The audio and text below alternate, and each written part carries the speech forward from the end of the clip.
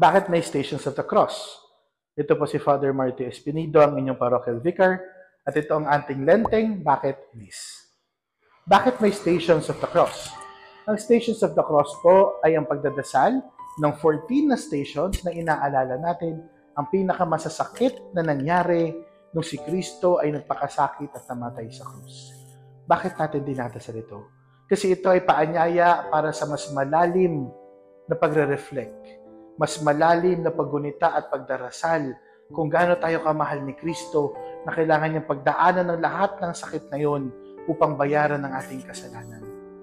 Sa pagninilay na ito, mas nakikita natin ang nag-uumapaw na pagmamahal ni Jesus sa atin at ang hamon, lalo ngayong Kwaresma, na mahalin din siya at siya ang unahin sa buhay natin. Sana ho sumama tayo sa ating Stations of the Cross, sa ating iba't ibang pamayanan, at sa ating Parish Stations of the Cross sa Holy Wednesday ng gabi sa ating parokya. Muli po, ito si Father Marty Espinido at ito po ang ating Lenten Bucket List. Kung meron ho kayong mga katanungan tungkol sa ating pananampalataya, lalo ngayong Kwaresma, pakicomment na lang ho sa baba. Maraming salamat. Kung ganyan kalalim ang debosyon ng Istasyon ng Krus, isang malaking kalapastanganan ang ginawa ng page na ito na altar server spotted na ang manager ay ito.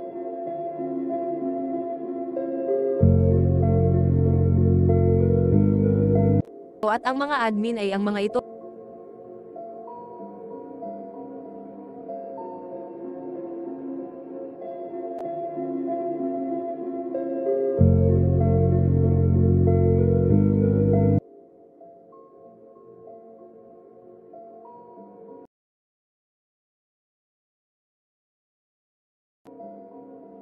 Pero mas malamang na itong si Gilliam Wayne Cañada ang may ideya nito dahil siya ang laging nag-share ng mga panloloko sa Stations of the Cross. Tandaan na ayon sa Catechism ng Simbahang Katolika, ang blasphemy o kalapastanganan ay hindi lamang sa Diyos kundi sa mga banal na tao at bagay rin, at sa panloloko sa Istasyon ng Krus, ang Panginoong Hesukristo, ikalawang persona ng Santissima Trinidad, ang kanyang mahal na krus, ang kanyang mahal na ina at mga santong sumama sa kanya sa Kalbaryo at krus hanggang sa muli niyang pagkabuhay ang nalalapastangan.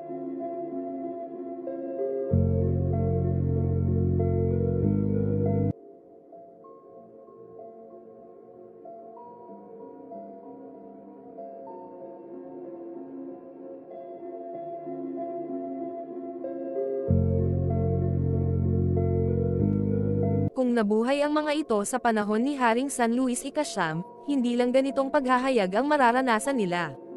Hindi dapat manig ang ganitong kabastusan sa Simbahang Katolika. This program is brought to you by mga dapat sa Simbahang Katolika sa Pilipinas.